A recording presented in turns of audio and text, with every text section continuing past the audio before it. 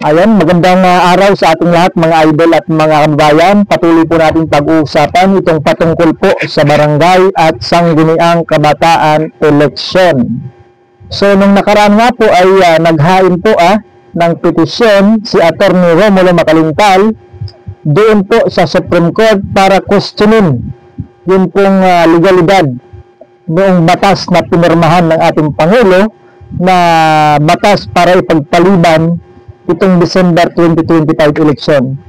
So ngayon ay pinasasagot po ng Supreme Court mga idol at mga bayan, yung gobyerno, yung Senado, yung Kongreso o yung mga mambabatas.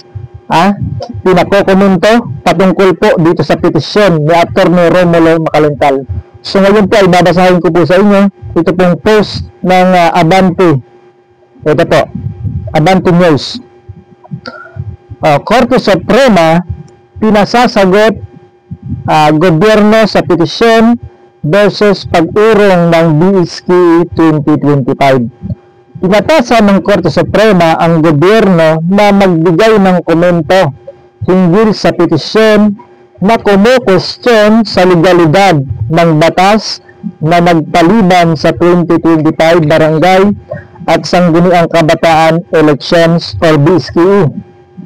Ayon kay Supreme Court spokesperson Camille Ting, binigyan ng en-banc ng 10 araw ang Senado, Kamara, Executive Secretary Lucas Bersamin at ang Commission on Elections para sagutin ang petisyon ng veteranong election lawyer na si Attorney Romulo Macalintal.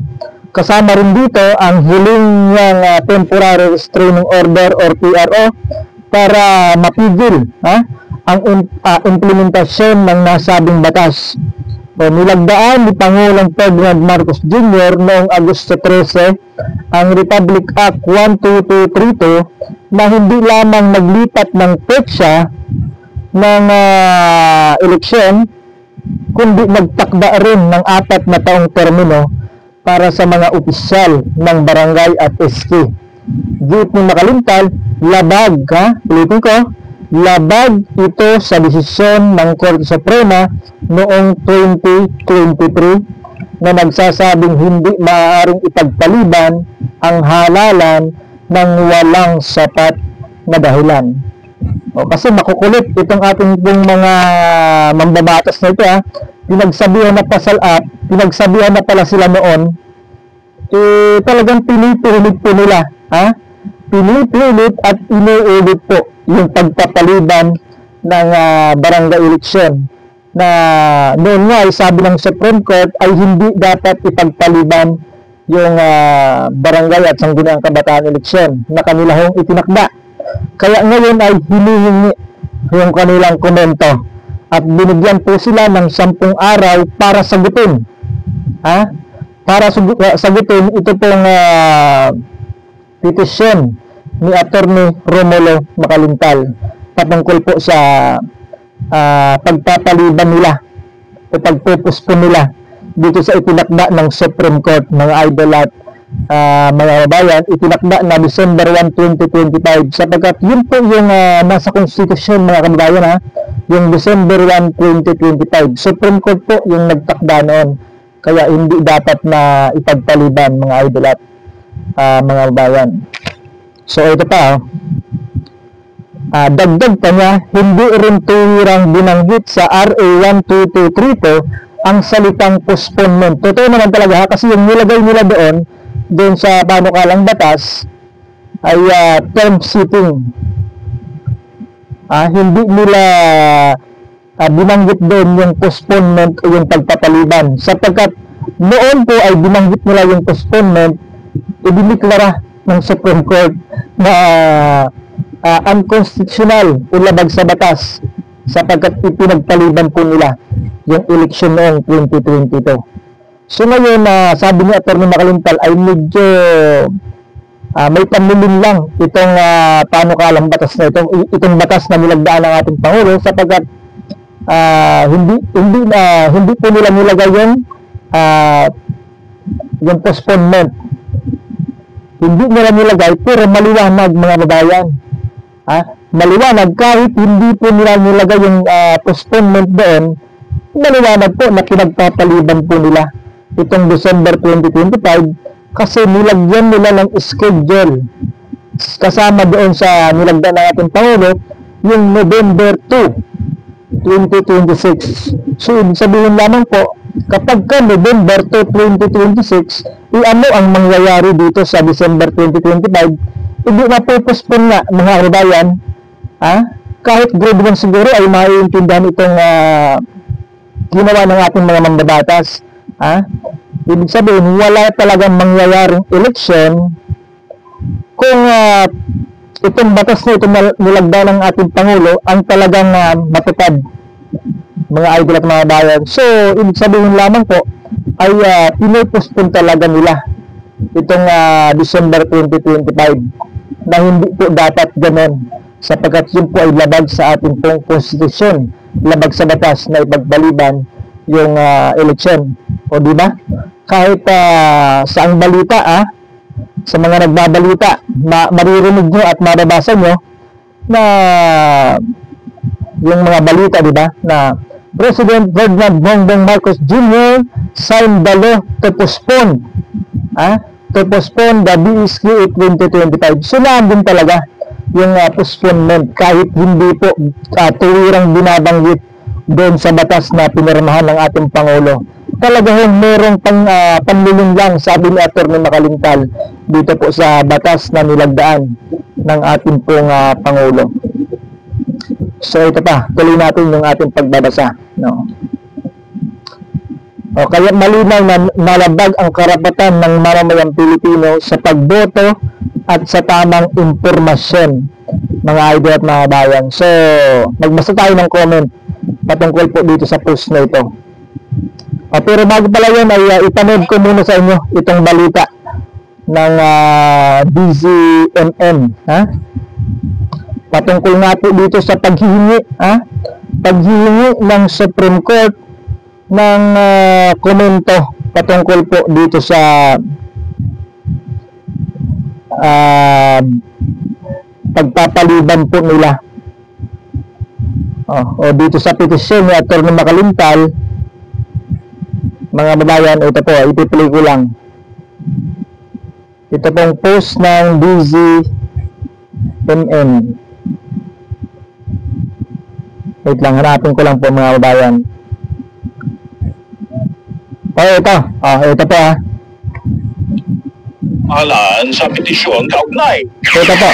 Pinagkokomento ng Korte Suprema ang pamahalaan sa petisyon kaugnay ng pagpapaliban ng barangay at sangguniang kabataan election. Ang balita mula sa Korte Suprema, hatid ni Radio Patrol, Steve! Ngunit binigyan ng Korte Suprema sa buong araw ang Kamara, Senado, Executive Secretary Lucas Carsavilla at Commission on Elections para magkomento sa inihayang petition for certiorari and prohibition ni election lawyer Atty. Romulo Makalintal na kung may question sa legalidad ng pagpapaliban ng barangay at sangguniang kabataan elections hanggang Nobyembre 2026. Noong nakarang linggo na magkain ng petisyon si Makalintal para humiling ng temporary training order para ipahinto ang magpapatupad ng batas at matuloy ang mga preparasyon ng eleksyon sa Disyembre ngayong taon. Gigilit ang abogado na walang sapat na dahilan at panlimang ang ginawa ng Kongreso sa pagpapaliban ng PSKE dahil walang salitang postponement na nakasad sa batas. Samantala, mag-alas 3 yung hapon ng simulan ng mga maestrado or argument kaugnay ng petisyon o kaso sa posibleng magbago sa paraan ng pagkilala ng Pilipinas sa mga foreign force na kinanasakutan ng mga Pilipino. At yan ang balitang kumpirmado, sigurado. So ayan po yung gobyerno, yung Senado, yung Kongreso, hinihingi po yung kanilang komento, hinihingi po ng Supreme Court yung kanilang komento patungkol po dito sa petisyon na inihain po ni Atty. Romulo Makalintal at binigyan po sila ng 10 araw lamang para sumagot dito po sa hinihingi ng Supreme Court, mga idol at mga babayan. So siguro po kapag ka nag-issue, kapag ka lumipas yung 10 araw ay mag-i-issue ng PRO kapag ka sumapit yung 10 araw na hindi po sumasagot yung ating pong mga mambabatas, ay baka mag-issue ng PRO yung Supreme Court para pansamantalang pigilin yung implementasyon ng batas. Ang ibig sabihin lamang po, kapag nag-issue ng PRO yung Supreme Court, yung masusunod pa rin, mga idol mga bayan, na schedule ng election ay December 1, 2025 pa rin magaganap yung election, mga idol mga bayan. So, magbasa tayo ng comment dito. Ito. Maraming salamat, Attorney Makalintal, sa paglaban mo sa karapatan ng mga Pilipino na botante. Ikaw ang hero para sa amin. Ikaw ang karapat dapat maging manungkulan sa amin. Sabi ni Ernie Kulab. Ito pa. Gusto ng gobyerno na postpone ang eleksyon dahil ang number 1 reason ay wala ng budget. Naubos na ba? Nako, baka ibinulsa na. Ibinulsa na nila mga bayan. Ito pa. Ang takot lang naman sa eleksyon sa barangay yung kandidato na tamad at kurap. Dahil di na sila mananalo. Correct. Tama yun. Kaya takot na takot yung iba na matuloy itong December 2025. Baka kasi hindi sila makabalik sa kanilang pwesto. Kasi hindi sila nagtatrabaho ng maayos. Ganun lamang ho yun, mga idol at mga bayan. Supreme Court, for sale, visit kayo. Sabi ni Saldi Perez, nagagalit kayo sa Supreme Court, Sila lamang po ay nagpapatupad kung ano yung nasa konstitusyon. Kaya agad po kayo magagalit sa Supreme Court, mga idol at mga bayan. Sapagkat totoo naman talaga na yung batas na pinirma ng ating Pangulo ay may panliling lang. Sapagkat hindi po nila binanggit yung postponement doon sa batas na yun, mga idol na bayan. So hindi pala binanggit yung postponement, ibig sabihin dapat talagang tuloy itong December 2025 kasi walang postponement na nabanggit po doon sa batas. Ganun lamang ho, ganun lang lamang yung mga idol. Walang postponement na nabanggit yung sa batas, ibig sabihin tuloy itong December 2025 barangay at sangguniang kabataan election. So ito na, sumagot na yung Supreme Court. Talagang mabilis yung aksyon, parang kidlat, mabilis ang aksyon ng Supreme Court patungkol po dito sa petisyon ni Atty. Romulo Makalintal. So aabangan po natin yung susunod na kabanata sa mga susunod na araw kung ano po yung mangyayari dito sa petisyon ni Atty. Romulo Makalintal. So sa ngayon ay yun muna yung ating update at abangan po natin yung mga komento ng Senado, Kongreso at ng gobyerno patungkol nga po dito sa petisyon na inihain po ni Atty. Romulo Makalintal. So yun muna yung ating update. Maraming salamat po sa inyong panonood. Ingat po tayong lahat. Salamat po.